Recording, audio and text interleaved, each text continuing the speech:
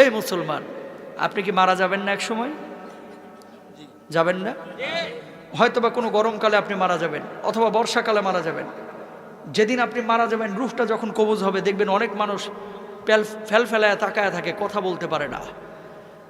আপনি মনে করেন যে তার এখন পিপাসা লাগছে, কারণ রূহ কবজ শুরু হয়ে গেছে ভিতরে। দুনিয়ার সবচেয়ে কঠিন সময় হচ্ছে এই সময়টা, যে সময়টা মানুষের রূহটা কবজ হবে। তখন আপনি যে এই যে মুখে পানিটা ঢেলে দেন, দেখবেন যে পানিটা গিলতে পর্যন্ত পারে না, ঠোঁটের দুই কিনারা দিয়ে ওই পানিটা বের হয়ে যায়। আল্লাহু আকবার।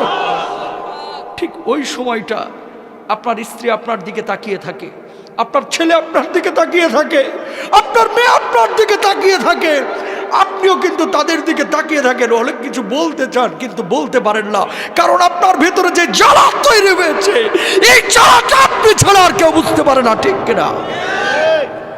যখন মালাকুল মাউত রূহটা কবজ শুরু করে, মানুষজন যারা অপরাধী বারবার একটা কথা বলে, ও মালাকুল মাউত, এবারের মতো আমাকে ছেড়ে দাও, আমাকে নিও না, এবারের মতো তুমি আমাকে ছেড়ে দাও, আমাকে নিও না, আমাকে 10টা দিন সময় দাও, 2টা দিন সময় দাও, এই অবস্থায় আমি কবরে গেলে আমি জাহান্নামী হব, আমাকে মাফ করে দাও, আমার রূহটা এখন কবজ করো না। কিন্তু আমার আল্লাহ রাব্বুল আলামিন কি বলছেন? হাত্তা ইযা জাহাদাহুমুল মাউত ক্বালা রাব্বিরজিউন লাআল্লি আ'মালা সালিহান ফীমা তারাকতু কাল্লা। আমার আল্লাহ রাব্বুল আলামিন বলছেন, এই দুনিয়ার মানুষ, তোরকে আমি 60 বছরের জীবন দেই নাই, তোরকে আমি 40 বছরের জীবন দেই নাই, তুই কেন তখন বুঝলি না? কেন সৎ কাজ করলি না? কেন তওবা করলি না? ও মুসলমান, এই রূহ কবজের সময় কষ্ট যন্ত্রণা আপনার আমার হবে না, এই গ্যারান্টি আপনারা দিয়েছে কে? যন্ত্রণা। আল্লাহ নবীর যখন রূহটা কবজ করা হচ্ছে, নবীজির কপালটা বারবার ঘেমে যাচ্ছে। আম্মা যান আয়েশা বলতেছেন, ইয়া রাসূলুল্লাহ, আপনার কপালটা ঘেমে যাচ্ছে কেন? আল্লাহ নবী বলছে, আয়েশা, আমার বুকের উপরে যেন উহুদ পাহাড়টা চেপে ধরা হয়েছে। আল্লাহু আকবার। আল্লাহ নবীর যদি এই অবস্থা হয়, আপনার আবার অবস্থাটা কি হতে পারে আপনি জানেন না? এই বাড়ি যাবে না আপনার সঙ্গে, গাড়ি যাবে না, কিচ্ছু যাবে না, আপনি মারা যাবেন। ব্লেড দিয়ে আপনার জামা কাপড়গুলো কেটে খাটিয়ার উপরে আপনাকে রেখে সন্তান সন্ততি বা আত্মীয় স্বজন বন্ধু বান্ধব ঘর থেকে লাশটা বাইর করে ওই বারান্দায় রেখে দেবে অথবা উঠানে রেখে দেবে। আপনার নাম ছিল আব্দুল কুদ্দুস, আব্দুর রহিম, সালমান, সাদমান, কত ভালো ভালো নাম। এখন কেউ আপনাকে নাম ধরে ডাকবে না, এখন আপনার নাম হয়ে গেছে লাশ। আপনার নাম কি? ওই মুয়াজ্জিন সাহেব মাইকে যে ঘোষণা দিবে, সেদিন আপনার নামের শুরুতে একটা ডিগ্রি লেগে যাবে, ডিগ্রি। সেদিন আপনাকে আর বলবে না আব্দুস সালাম সাহেব দুনিয়া থেকে বিদায় নিয়েছে, বরং বলবে মরহুম আব্দুস সামাদ আজকে দুনিয়া থেকে বিদায় নিয়েছে। ও মুসলমান, খাটিয়া যখন নিয়ে যাবে, সন্তানগুলোকে বলবে, ও সন্তান, তোর জন্য কি আমি বাড়ি করেছি না? তোর জন্য কি আমি 30 বছর 60 বছর কষ্ট করেছি না? ও প্রাণের সন্তান, খবরদার আমারে কবরে একা রাখিস না, একা রাখিস না, একা রাখিস না। ওই সন্তানগুলো কবরের মধ্যে নামবে, বাবাকে যখন শুইয়ে দিবে, সন্তানগুলো একজন একজন করে যখন উঠে যাবে, বাবা বলবে, ও সন্তান, তোর জন্য আমার জীবনের 30টা বছর শেষ করে দিয়েছি, ও সন্তান প্লিজ আমার একা রেখে যাস না, আমি থাকতে পারবো না, আমি থাকতে পারবো না। একজন একজন করে উঠে যাবে। বাঁশগুলো যখন কবরের উপরে দেওয়া হবে, আপনি আকাশের দিকে তাকিয়ে থাকবেন কিন্তু কথা বলতে পারবেন না। বুক ফাটা আর্তনাদ, কলিজা ফাটা কান্না, সেদিন আপনি কাঁদবেন কিন্তু কেউ শুনবে না। সন্তান একজন একজন করে উঠে যাবে। বাঁশগুলো যখন একটার পর একটা দেওয়া হবে, একটু আলো কবরের মধ্যে ঢুকবে, আপনি চিৎকার করবেন, ও সন্তান প্লিজ আমাকে রেখে যাস না, আমি অন্ধকার বড় ভয় পাই, আমি অন্ধকার বড় ভয় পাই রে, এইভাবে আমাকে রাখিস না। কিন্তু সন্তান শুনবে না, উঠে যাবে। এই যে বাঁশগুলো যখন পুরোটাই দিয়ে দিল, একটু আলো ঢুকতেছিল, এখন আলোটাও নাই। বাঁশের ওপরে চাটাই দেওয়া হলো, এখন ঘুটঘুটে অন্ধকার। পাশ দিয়ে যদি একটা সাপও হেঁটে যায় আপনি টের পাবেন না, এমন অন্ধকার। মানুষ যখন মাটিগুলো দিবে, ধিপধাপ আওয়াজ হবে, মাটি দেওয়া হয়ে যাবে, মানুষ চলে যাবে। যখন দেখবে যে সন্তান একা থুয়ে, আপনার ভাই একা থুয়ে, আপনার বাবা একা থুয়ে, আপনার অন্য আত্মীয়রা একা থুয়ে আপনাকে থুয়ে কবরে চলে যাচ্ছে, পায়ের আওয়াজ আপনি শুনতে পাবেন। সেই সময়ের বুক ফাটা আর্তনাদ, কলিজা ফাটা কান্না যদি দুনিয়ার কোনো মানুষ শুনতে পাইতো, সঙ্গে সঙ্গে দুনিয়া থেকে বিদায় নিত। আল্লাহু আকবার। মানুষ দুনিয়া ধরতো না, তাহলে পাগল হয়ে যাইত। হাজার ওয়াজ দরকার নাই মুসলমান, এরকম 2-1টা জিনিস একটু মেনে নেন। জীবন পরিবর্তন হয়ে যাবে, ঠিক কিনা? ওয়াজ তো জীবনে বহুত শুনেন, আমি অত ভালো বক্তারা, কিন্তু একটা উপদেশ দিলাম, খালি আখেরাতটাকে প্রাধান্য দেন, দুনিয়ার জন্য এত পাগল হয়েন না। মেনে নিলাম আপনি রাষ্ট্রপতি হয়েছেন, আপনি প্রেসিডেন্ট হয়েছেন, বাংলাদেশের জনক হয়েছেন, বাংলাদেশের মালিক আপনি হয়েছেন, আল্লাহরে আপনি পান নাই, কোনো লাভ আছে? কথা কয় না। আপনি বাংলাদেশের কিচ্ছু না, একজন রিক্সাওয়ালা, একজন ফকির, কবরে গেছেন, আল্লাহরে আপনি পেয়ে গেছেন, আপনার চাইতে সফল মানুষ আর কেউ নাই। কথা বলেন।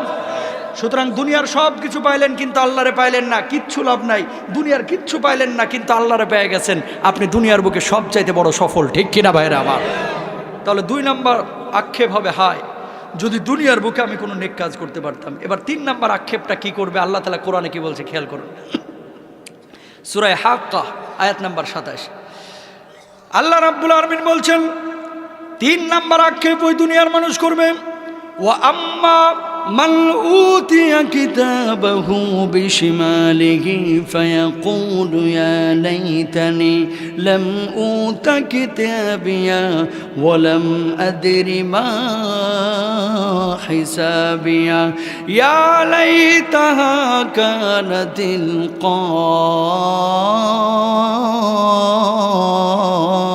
কাদিয়া। আল্লাহ রাব্বুল আলামিন বলবেন, আল্লাহ রাব্বুল আলামিন বলছেন কুরআনুল কারীমের সূরা হাক্কার মধ্যে, যেই মানুষগুলোর আমল নামা বাম হাতে দেওয়া হবে ওই মানুষগুলো বলবে, আল্লাহ আজকে যদি আমাদের আমল নামাগুলো না দেওয়া হইতো কতই না ভালো হইতো। ওগো আল্লাহ, যদি আমরা মৃত অবস্থায় থাকতাম কতই না ভালো হতো। আজকে কিয়ামতের ময়দানে আমরা উঠে বড় বিপদে পড়ে গেছি। ওই কবরের মধ্যে ছিলাম, ওখানে আযাব গজব ছিল একটু মৃদু, এই আখিরাতের চাইতেও কম, সেটাই তো আমাদের জন্য ভালো ছিল। আমরা যদি মৃত হতাম কতই না ভালো হতো, কতই না ভালো হতো। কিন্তু আল্লাহ রাব্বুল আলামিন ওই মানুষগুলোর জন্য জাহান্নামের ফয়সালা করবেন, বলুন নাউজুবিল্লাহ। মানুষ কবর থেকে উঠে বলবে, আল্লাহ আখেরাতে উঠাইলেন কে? ওই কবরে ছিলাম, এটাই তো ভালো ছিলাম। কবরের মায়ের আখেরাতের চাইতে একটু কম, কারণ হিসাব নিকেশের পরে তো তুখোর মায়ের হবে। কথা বলেন না কেন? বলবে যে আল্লাহ যদি মৃত হতাম এটাই তো ভালো ছিল, আপনি উঠাইলেন কেন? মৃত ছিলাম এই ভালো ছিল। আমার কথা না, আল্লাহর কথা। একটা মানুষ কতটা বিপদে পড়লে এ কথা বলতে পারে যে মৃত ছিলাম এটাই তো ভালো ছিলাম? কতটা বিপদে পড়লে। যারা বুঝার এরা কিন্তু বুঝতেছে। আল্লাহ তাআলা আমাদের বুঝ দান করুন, বলুন আমিন। 4 নাম্বার, 3 নম্বরে মানুষ যখন বলবে যে আল্লাহ আপনি যদি আমাদেরকে কি করতেন, মৃত রাখতেন ভালো হতো, আল্লাহ রাব্বুল আলামিন জবাব দিচ্ছেন কি? খেয়াল করেন এদের পরিণতিটা কি হবে। তারপরে 4 নম্বর পয়েন্টে যাব। আর রাব্বুল আলামিন বলবেন, মা আগলা আন্নি মালিয়া হালাকা আন্নি সুলতানিয়া খুযুহু ফাগুল্লুহু সুম্মাল জাহিমা সাল্লু সুম্মা ফি সিলসিলাতিন দারউহা ৭০ যিরাআন ফাসলুকু।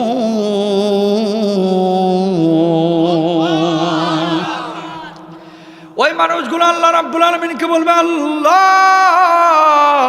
দুনিয়ার বুকে অনেক সম্পদ রেখে এসেছিলাম, আমি বড় পয়সাওয়ালা ছিলাম, এই পয়সা তো আমার আজকে কোনো কাজে লাগলো না। মানুষগুলো বলবে, আল্লাহ আমি বড় ক্ষমতাবান ব্যক্তি ছিলাম, ক্ষমতাধর ব্যক্তি ছিলাম, লিডার ছিলাম, আজকে তো এই লিডারগিরি এখানে কোনো কাজে লাগছে না। আল্লাহ রাব্বুল আলামিন তখন ফেরেশতাদেরকে বলবেন, ও ফেরেশতারা ওই মানুষগুলোর গলায় ঘাড়ে শিকল লাগাও। ওই শিকল লাগানোর পরে আল্লাহ রাব্বুল আলামিন ৭০ গজ দীর্ঘ শিকল বেঁধে ফেরেশতাদেরকে বলবে জাহান্নামের মধ্যে নিক্ষেপ করো, বলুন নাউজুবিল্লাহ। বাড়ি গাড়ি সম্পদ আপনি উপার্জন করছেন ভালো কথা, বানাচ্ছেন ভালো কথা, কিন্তু সম্পদের একটা অংশ যদি আমার আল্লাহরে না দেন তাহলে কিন্তু এই সম্পদ কাজে আসবে না। কথা ক্লিয়ার? এবার 4 নাম্বার আক্ষেপটা মানুষ কি করবে, আমার আল্লাহ তাআলা কি বলছেন খেয়াল করুন। দুনিয়ার বুকে কিছু মানুষ দেখবেন বন্ধুত্ব করে এমন কিছু মানুষের সঙ্গে যাদের সাথে বন্ধুত্ব করার কারণে সে দুনিয়াও হারায় আখিরাতও হারায়, আছে না নাই? কিছু মানুষের সঙ্গে যদি বন্ধুত্ব করা হয় তাহলে আল্লাহর কথা মনে পড়ে, বন্ধুত্ব করলে নবীর কথা মনে পড়ে, তার চেহারার দিকে তাকাইলেই ভালো কাজ করতে মন চায়, তার সঙ্গে চললে নামাজ শেখা যায়, রোজা শেখা যায়, কোরআন শেখা যায়। আর কিছু বন্ধু আছে যার সঙ্গে চললে নিজেও গাঁজা খায়, ওই বন্ধু বন্ধুরে গাঁজা খাওয়া শেখায়। কথা কয় না রে? সৎসঙ্গে সর্ববাস, অসৎ সঙ্গে সর্বনাশ। ভালো মানুষের সঙ্গে চললে আপনি ভালো থাকবেন, খারাপ মানুষের সঙ্গে চললে আপনি খারাপ হয়ে যাবেন। সঙ্গ দোষে লোহা ভাসে, একটা কথা বলে না? প্রিয় ভাইরা আমার, কেউ যদি মদখোরের সঙ্গে চলে, ওই একদিন চলতে চলতে এরও কিন্তু 1 ফোঁটা 2 ফোঁটা মদ খাওয়াইতে এরাও কিন্তু মদখোর বানায় ফেলায়। সিগারেট যারা খায়, এই সিগারেট খোর বন্ধুদের সঙ্গে চলতে চলতে কয়, দোস্ত আরে বেটা কোনোদিন খাইস না, 31 নাইটে 1 রাত খাইলে কি হয়েছে, খা, সবাই খাইতেছে, একটু খা না, কি হয়েছে? ওই একটা টান মারে, দ্বিতীয় দিন আবার বলে, দোস্ত কালকে তো খাইছো, কেমন লাগছে? দোস্ত ভালোই লাগছিল, মাথাটা ঝিমঝিম ছিল, পরে মাথাটা খুলছে, আরেকটা খা তাইলে। এ খাওয়ার পরে আরেকটা খা, এইভাবে খাইতে খাইতে খাইতে এরপর বাপের পকেট মারা শুরু করে এখন একটা প্রফেশনাল সিগারেট কোম্পানির সভাপতি। কথা বলেন না কেন? মানে সঙ্গ দোষে লোহা ভাসে। কিয়ামতের ময়দানে আল্লাহ রাব্বুল আলামিন বলতেছেন, এই মানুষগুলো আক্ষেপ করবে, হায় রে যদি ভালো মানুষের সঙ্গে বন্ধুত্ব করতাম কতই না ভালো হইতো, আল্লাহ ওয়ালাদের সঙ্গে, নামাজিদের সঙ্গে বন্ধুত্ব করলে কতই না ভালো হতো। আল্লাহ তাআলা কি বলছেন খেয়াল করুন। আর রাব্বুল আলামিন বলছেন, ইয়া ওয়াইলাতা লাইতানি লাম আত্তাখিযু ফুলালান খলিলা।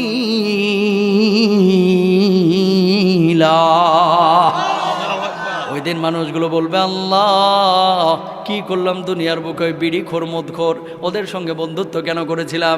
আমি যদি নবীওয়ালা মানুষদের সঙ্গে বন্ধুত্ব করতাম, আজকে আমার হাসরটা হইতো নবীওয়ালা মানুষদের সঙ্গে। আমি যদি আলমের সঙ্গে বন্ধুত্ব করতাম, আমার আজকে হাসর হইতো আলমের সঙ্গে। আমি যদি ইমামের সঙ্গে খতিবের সঙ্গে বন্ধুত্ব করতাম, আমার আজকে হাসর হইতো ইমাম খতিবের সঙ্গে। আমি যদি নামাজির সঙ্গে বন্ধুত্ব করতাম, আমার হাসরটা হইতো নামাজির সঙ্গে। ও আল্লাহ, আমি বুঝি নাই, আমার সুযোগ দেন, আমার সুযোগ দেন। দুনিয়ার বুকে ফিরে গিয়ে আমি এবার ভালো মানুষের সঙ্গে বন্ধুত্ব করব। আল্লাহ বলবে, বান্দারে দুনিয়ার বুকে 60 বছর 70 বছরের জীবন দিয়েছিলাম, তখন বুঝলি না। ইমামের ওয়াজ শুনলি, খতিবের ওয়াজ শুনলি, বক্তার ওয়াজ শুনলি, তারাও বলেছিল মানলি না। আজকে তোর আর সুযোগ নাই, যা যা যা জাহান্নামে চলে যাব। নাউজুবিল্লাহ। খালি তো বাস দেন আলিমদেরকে, কোরআনওয়ালাদেরকে, সব খারাপ শুধু হুজুরি, আর সব ভালো মানুষ আপনারা। এরকম ভাবসাব ঠিক কিনা? যে পৃথিবীর বিকয়ে সবচেয়ে নিকৃষ্ট মানুষ যেন এখন হুজুররা। শোনেন, এই হুজুররা আছে বলে পৃথিবী টিকে আছে। কথা বলেন। আপনার বাপ হুজুরে ভালোবাসতো, আপনার দাদাও ভালোবাসতো, আপনি বাসেন না। কারণ কি? আপনি বুদ্ধিজীবী, নিচের বুদ্ধি এখন মাথায় উঠছে, এর লেগে চান্দিটা খালি হয়ে গেছে। কথা বুঝেন নাই? এমন বুদ্ধি যে মাথার চুল একটাও মাথার উপরে থাকতে পারে নাই। পরে কোরআন নিয়ে সমস্যা, হাদিস নিয়ে সমস্যা, হুজুর নিয়ে সমস্যা, ওয়াজ মাহফিল বাংলাদেশে কেন হচ্ছে এটা নিয়ে এখন বলে সমস্যা। যাত্রাপালা গান শেষ হয়ে যাচ্ছে, ওয়াজ মাহফিল বেড়ে যাচ্ছে। আরে বেটা, ওয়াজ মাহফিল বাড়ছে বলে মদখোর বাংলাদেশে কমতেছে। ওয়াজ মাহফিল বাড়ছে বলে যুবকরা মসজিদ মুখে হচ্ছে, ঠিক কিনা? ওয়াজ মাহফিল বেড়েছে বলে যুবকরা বাপ মার খেদমত করছে। এই ওয়াজ মাহফিল যদি না থাকে, তোর মতো মানুষগুলোকে তোর সন্তান লাথি মেরে বৃদ্ধাশ্রমে রাখবে। কথা সত্য না মিথ্যা? এই ওয়াজগুলো শুনেই কিন্তু বাচ্চারা কান্দে, যুবকরা কান্দে। আজকে মোবাইলগুলোতে ওয়াজ শোনার কারণে কি হয়? যুবকরা দাঁড়িয়ে রাখছে, নামাজি হচ্ছে। বাপ মাকে আগে বেল দিত না, পাট্টা দিত না, এখন যুবকরা বাপ মার খেদমতো করছে। কথা বলেন। আপনারা শুধু কি খুশি করার লাগে ঠিক বলছেন না বাস্তবতা আছে?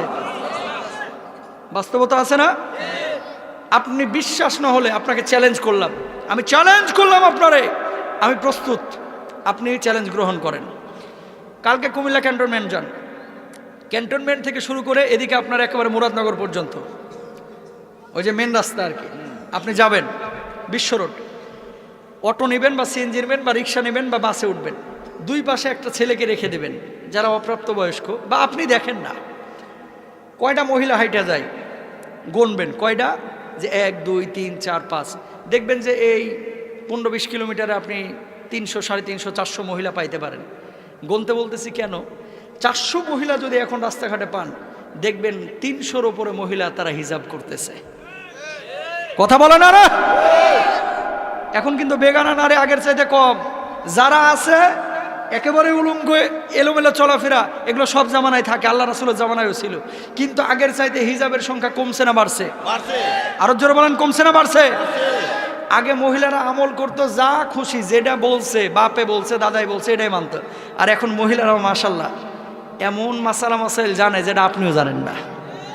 কারণ কি, সারাদিন বসে বসে আমার মিজানুর রহমান আজহারি ভাইয়ের ওয়াজ শুনে, কথা কয় না, সারাদিন বসে বসে আহমদুল্লাহ ভাইয়ের ওয়াজ শুনে, সারাদিন বসে বসে আব্বাসী হুজুরের ওয়াজ শুনে, বিভিন্ন হক্কানি ওলামা ইকরামের ওয়াজ শুনে, ওয়াজ শুনতে শুনতে শুনতে শুনতে আমার মা বোনেরা বুঝে গেছে যে সত্য আসলে এটাই, শান্তি আসলে ইসলামই আছে, শান্তি আসলে কোরআনেই আছে। এতদিন ছিলাম ভুলে, এখন আসছি সঠিক পথে।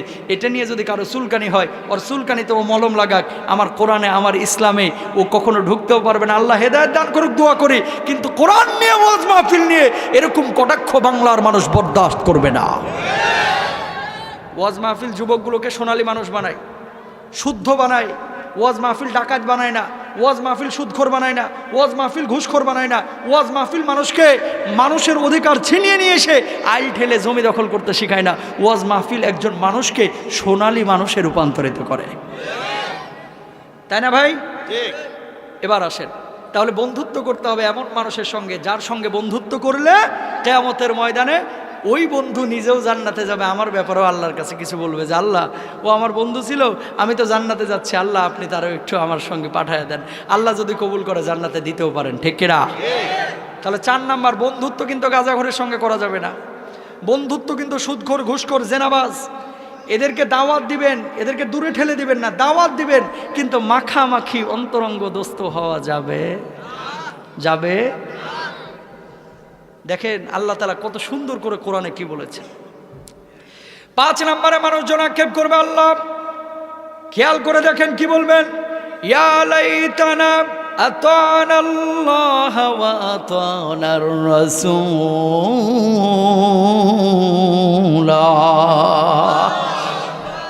ওই মানুষগুলো যখন দেখবে ওই কিয়ামতের ময়দানে এক শ্রেণীর মানুষকে আল্লাহ রাব্বুল আলামিন জান্নাতে দিয়ে দিচ্ছেন আর এক শ্রেণীর মানুষকে জাহান্নামে দিয়ে দিচ্ছেন, তখন মানুষগুলো আফসোস করবে আর বলবে, হায়, দুনিয়ার বুকে যদি আমি মুহাম্মদ সাল্লাল্লাহু আলাইহি ওয়াসাল্লামের আদর্শ অনুসরণ করতাম কতই না ভালো হইতো, আদর্শ অনুসরণ করতাম কতই না ভালো হইতো।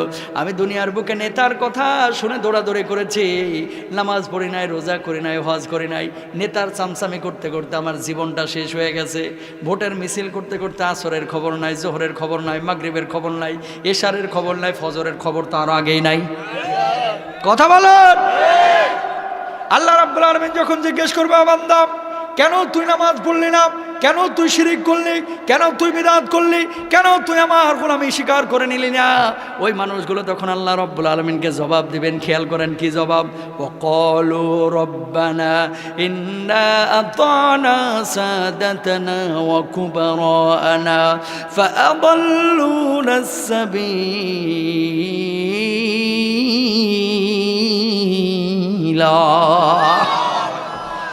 আল্লাহ যখন ওই ব্যক্তিদেরকে বলবে, ও বান্দা নামাজ পড়িস না, আল্লাহকে ঠিক মতো বিশ্বাস করিস না, আল্লাহর বিধানগুলোকে মানিস নাই, আজকে যা জাহান্নামে যা, ওই ব্যক্তিরা তখন বলবে, আল্লাহ আমারে ধরার আগে আপনি আমার বড় লিডাররে ধরেন। এই যে কথা আল্লাহ বলছে, ইন্না আতানা সাদাতানা ওয়া কুবরানা ফাদাল্লুনা সাবিলা। আমার লিডার আমার জোহরের নামাজ ঠিক মতো পড়তে দেয় নাই, আমার লিডার আমার নামাজ শিখায় নাই, আমার লিডার আমার আল্লাহরে চিরায় নাই। ও আল্লাহ, আপনি আমার ধরার আগে আমার ওই বড় লিডাররে ধরেন, ও আপনার পথে আমার বাধা দিয়েছিল। ওগো আল্লাহ, আপনি শুধু ধরেই তারে ছাইড়া দিবেন না, ওর জন্য আমি জাহান্নামে যাচ্ছে। রব্বানা আতিহিম দুআফাইনি মিনাল আযাবি ওয়া লানহুম লানান কাবীরা। ওই লিডারের বেশি করে পেদানি দেন, অন্যদেরকে যেই শাস্তি দিচ্ছেন তার চাইতে দ্বিগুণ শাস্তি দিয়ে দেন। বলুন নাউজুবিল্লাহ। আমার কথা না আল্লাহর? আরো জোরে কার? আল্লাহ। সূরা আহজাব আয়াত নাম্বার 68। আল্লাহ বলতেছে, যখন ওই অপরাধীদেরকে ধরা হবে যে নামাজ পড়িস নাই কেন, আল্লাহরা বিশ্বাস করিস নাই কেন, কেন তুই সুদ ছাড়িস নাই, কেন তুই ঘুষ ছাড়িস নাই, কেন মানুষের হক নষ্ট করেছিস, কেন আল ঠেলা জমি দখল করেছিস, তখন মানুষ বলবে, আল্লাহ আমি তো নিজে নিজে করি নাই, আমার নেতা আমারে বলছে 20,000 টাকা লোভ দেখায় যে ওরে মার, 20,000 দেবো। কয় হাজার? 20,000। কয় বেটা মার, বাকিটা আমি দেখবো আছে না নাই। আল্লাহ বলবে যে আল্লাহ আমার ধরার আগে ওই বাটপাট্টারে আগে ধরেন। আসেনি? কুমিল্লা নাই, অন্য এলাকায় আছে। এরপরে 6 নম্বর আল্লাহ রাসূল সাল্লাল্লাহু আলাইহি ওয়াসাল্লাম না, স্বয়ং আল্লাহ রাব্বুল আলামিন বলছেন রাসূলের অনুসরণ। দেখেন কি বলতেছেন, ওয়ায়াউমা ইয়া'আদ্দুয যালিমু আলা ইয়াদাইহি ইয়াকুলু ইয়া লাইতানি ইত্তাখাযতু মা'আর রাসূলি সাবিলা। জালিমরা সেদিন হাত কামড়াবে, হাত হাত কামড়াবে আর বলবে হায় যদি মুহাম্মদুর রাসূলুল্লাহ সাল্লাল্লাহু আলাইহি ওয়াসাল্লাম যা কিছু এনেছে সেগুলো মেনে নিতাম তাহলে কতই না ভালো হতো, আজকে আল্লাহর জান্নাতে চলে যেতাম। বলুন সুবহানাল্লাহ। আল্লাহ রাব্বুল আলামিন বলছেন ওয়ামা আতাকুমুর রাসূলু ফাখুযুহু ওয়ামা নাহাকুম আনহু ফান্তাহু।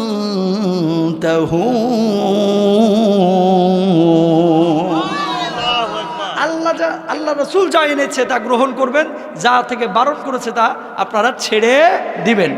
এই মুসলমান, ক্যান্টনমেন্টে ধরেন এখন জমির কাঠা, ধারণা করে বলতেছি, না হলে তো 30-40 লাখ টাকা কাঠা হবে আপনার ক্যান্টনমেন্টে। 30-40 লাখ টাকা কাঠা হবে, ধরে নিলাম 30 লাখ। 3 কাঠা জায়গার দাম কত লাখ? 90 লাখ। কথা বলেন 90 লাখ। কত লাখ? 90 লাখ। এই 90 লাখ টাকা জমির জন্য আপনি কি একটা মালিকের কাছে যাবেন, বলবেন কাকা আপনার জমিটা আমার খুব পছন্দ হয়েছে, দেন 90 লাখ টাকার জমি দিয়ে দেন, এই যে নেন ক্যাশ, নিয়ে নেবেন? কেউ নিবে? কি করবে? আগে জমির কাগজগুলো নিবে, নেওয়ার পরে দরকার হয় 15 জন ভেন্ডার দেখাবে। ব্রিটিশ পিরিয়ডে অবস্থা কি ছিল? RS কি, CS কি, সিটি জরিপ কি, তারপরে পাকিস্তান পিরিয়ডে কি ছিল, হিন্দু মালিক আছে কিনা, বৌদ্ধ মালিক আছে কিনা, মুসলিম মালিক আছে কিনা, হিন্দু মালিক থাকলে বোন ছিল কিনা, মেয়ে ছিল কিনা, নানান ধরনের যাচাই বাছাই করে তারপরে সিদ্ধান্ত নেবে। জমি ক্লিন হলে কিনবে, না হলে চিন্তা করবে না না না এই ভেজাল্লা জমি কিনে আমি কি আমার 90 লাখ টাকা খোয়ামু? কথা বলেন না কেন? দরকার হয় 2 লাখ টাকা খরচ করবে এই ভেন্ডার দেখাইতে গিয়ে। কয় লাখ? 2 লাখ। তারপরে কোনো ভেজাল জমি কিনতে রাজি না, যে আমার জীবনের সঞ্চয়গুলো আমি নষ্ট করতে চাই না। ও মুসলমান, মাত্র 90 লাখ টাকার জমি, 3 কাঠা জায়গা।